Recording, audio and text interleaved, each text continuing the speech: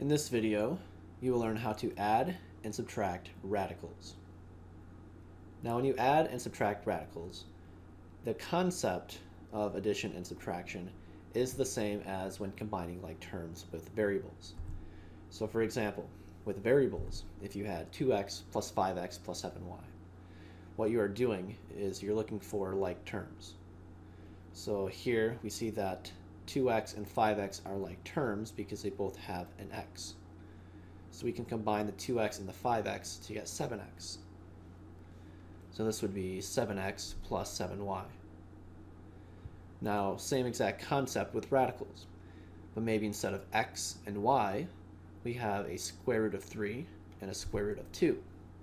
So for example, we have 2 times the square root of 3 plus 5 times the square root of 3 plus 7 times the square root of 2. Notice the similarity between these two expressions.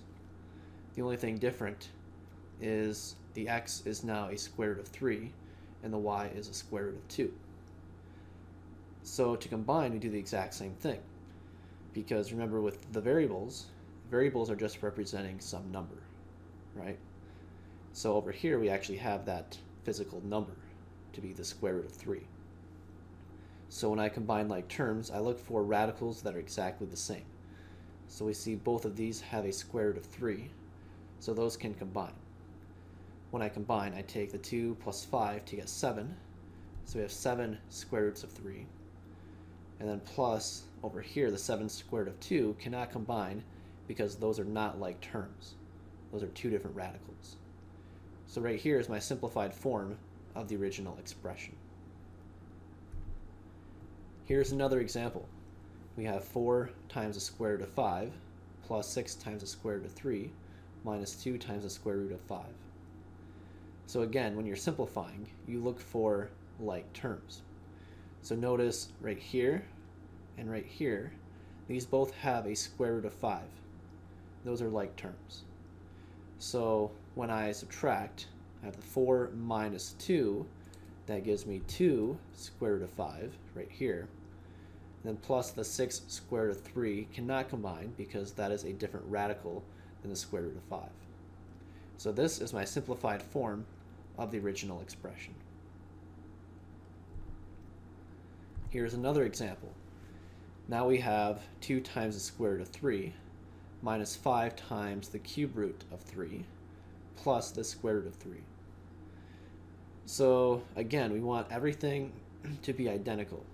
So like right here, the 2 square root of 3 and the 1 square root of 3, those are like terms because those are identical.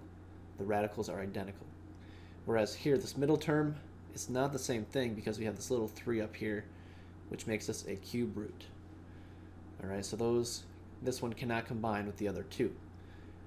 But the 2 I've underlined can combine.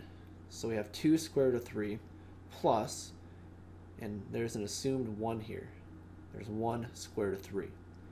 So 2 plus 1 gives me 3. So I have 3 times the square root of 3. And then this minus 5 cube root of 3 does not combine. That just goes here in the end. And this would be my simplified form of the original expression. Here is another example where at first glance we do not have like terms, right? The square root of 12 minus the square root of 27. However, both of these can be simplified. So if you can simplify, you want to simplify first, because once you do that, then you might find that you have like terms.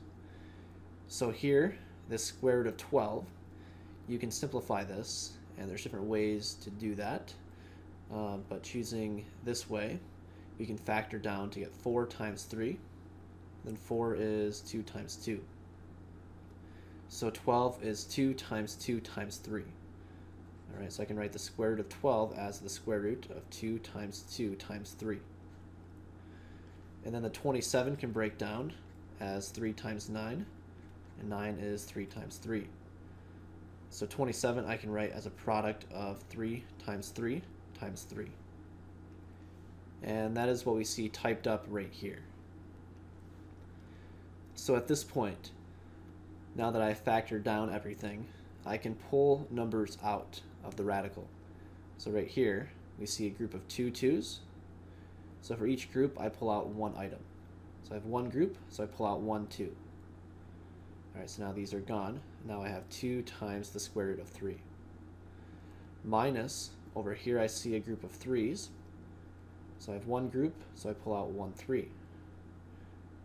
And now these are gone. I'm left with a 3 on the outside, and then this 3 left over on the inside. So now notice, after I've simplified, these are like terms.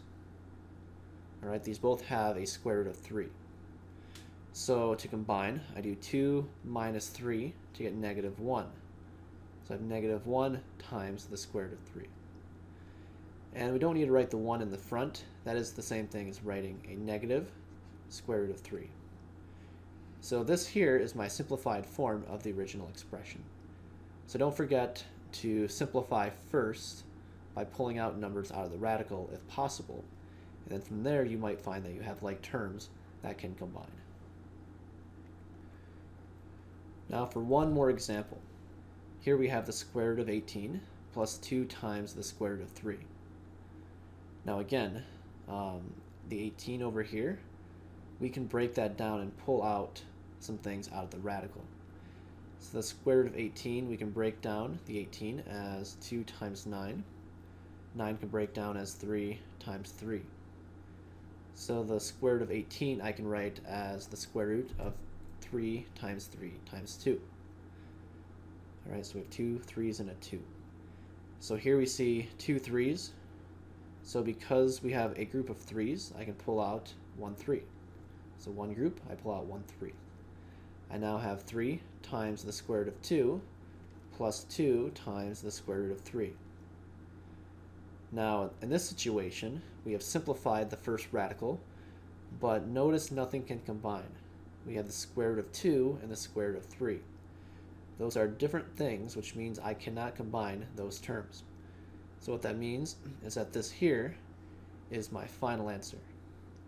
So there are times that when you simplify, when you pull out numbers, it does not always mean that they will be able to combine with something else. And in this case, we see that happening. But either way, we want to pull out those numbers to make sure, and this is my simplified form. Now let's increase the difficulty a little bit. Here we have fractions, and we're trying to add the square root of 5 over 2 plus the square root of 2 over 5. Now to do this, I want to begin by rationalizing each denominator. So to do that, I can take each fraction and break it up as two different radicals. So the first fraction would be the square root of 5 over the square root of 2, and the second fraction I can write as the square root of 2 over the square root of 5. So to rationalize this first one, the square root of 5 over 2 over the square root of 2, we need to multiply top and bottom by the square root of 2. And on the top, that gives me the square root of 5 times 2, which is 10. In the bottom, we have the square root of 2 times the square root of 2, which would be 2. So we have the square root of 10 over 2, and then plus, do the same thing for the square root of 2 over the square root of 5. Multiply top and bottom by the square root of 5. This would give me the square root of 10 on the top, and then the square root of 5 times the square root of 5 would give me 5 on the bottom. So I now have these two different fractions. Now from here, to add them together, I need a common denominator, which, looking at the 2 and the 5, your common denominator would be 10. So the first fraction, we do 2 times 5 to get 10. Same thing on the top, multiply by 5 as well to get 5 times the square root of 10. Second fraction, 5 times 2 is 10. Do the same thing on the top, multiply by 2 to get 2 times the square root of 10. And then from here I can combine into one fraction by adding the numerators. So we do the 5 times square root of 10 plus 2 times the square root of 10. We get 5 plus 2, which is 7. So we have 7 times the square root of 10. So my answer is 7 times the square root of 10 over 10. Here's another example where we need to multiply the square root of 3 times, parentheses, the square root of 3 plus the square root of 6. So to do this, I want to distribute. So I do the square root of 3 times the square root of 3. So when I multiply, I could put into one radical, which gives me the square root of 3 times 3. Same thing for the other radical, the square root of 3 times the square root of 6. We now have 3 times 6 inside the radical. Now the first radical right here, we see 2 3's. So I have one group of 3's I can pull out, and I'm left with nothing on the inside. So that's going to be a 3. Second radical, the 6 can break down as 3 times 2. So now I have 2 3's and a 2, and here I can pull out 1 3 because I have one group of 3's. So I have 3 plus 3 times a square root of 2 is left over. So this here is my answer after I multiply. Here's another example like that. We are to multiply the square root of 2 times both of these numbers in parentheses. So we have a square root of 2 times 2, which is the same thing as 2 times the square root of 2. And then minus square root of 2 times the square root of 2 gives you the square root of 2 times 2, which would just be 2. So my answer after I multiply is 2 times the square root of 2 minus 2. Let's take a look at another example. Here we have the square root of 18 minus the square root of 6 over the square root of 3. So for this one, I want to rationalize my denominator. What that means is I get rid of the radical in the bottom, and I do that by multiplying top and bottom by the square root of 3. So that's what I see right here. Okay, when I multiply these together, the denominator, you have the square root of 3 times the square root of 3, which would just be 3. And then on the numerator, we take the square root of 3 and multiply it by both terms. So we have the square root of 3 times an 18, then minus, and you have the square root of the 3 times the 6. Now from here we just want to simplify this numerator. So we see the radicals. This 3 times 18, we can break down the 18 as a product of 6 times 3, which would be 2 times 3, so 2 times 3 times 3. Alright, and then this 3 times 6, I can break down the 6 as 3 times 2. So now I have 3 times 3 times 2. And then from here, I can look for groups of 2 items to pull out. Here we have 2 3's, so I can pull out 1 3. Here's a group of 3's, so I can pull out a 3 here as well. So what I have is now a 3 on the outside, 6 on the inside, and then over here we have a 3 times the square root of 2, and our denominator would be a 3. One last thing, notice that we can divide everything by 3. Okay, I can simplify like that. That gives me the square root of 6 minus the square root of 2, and this is my final answer.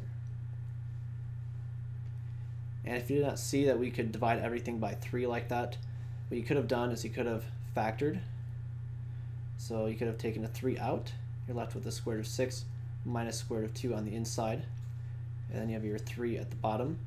The 3's would divide out, which gives you the same answer of square root of 6 minus the square root of 2. Next we have one more example, and it's very similar to the one we just did. Here we have the square root of 40 minus 2 times the square root of 5 over the square root of 10. So we want to simplify this. So two things that I notice is first is that we have a radical in the denominator, which we do not want. And second, the square root of 40 can simplify. So let's begin by getting rid of the square root of 10 in the bottom. So let's do that by multiplying top and bottom by the square root of 10, which is what you see right here. Okay, when you do that in the denominator, you have the square root of 10 times the square root of 10, which would be 10. In the numerator, we have the square root of 10 times this entire quantity. So we have the square root of 10 times 40, which is the square root of 400, minus 2 times square root of 5 times the square root of 10 would be the square root of 5 times 10, or square root of 50. Alright, so from here, we can simplify the numerator. The square root of 400, you would maybe recognize as being 20, because 20 squared is 400. And then the only thing left is the square root of 50. That can break down as 5 times 10, which would be 5 times 5 times 2. And with that, we can pull out a group of 5s. So I'm left with 5 on the outside and a 2 on the inside. So here, the square root of 50 is 5 times square root of 2, but there's a 2 in the front. So we have 2 times that 5 times square root of 2, which gives me a 10 times the square root of 2. Now from here, I can divide everything by 10 to get 2, 1, and 1. So what we have left is 2 minus the square root of 2. So this here would be my final answer.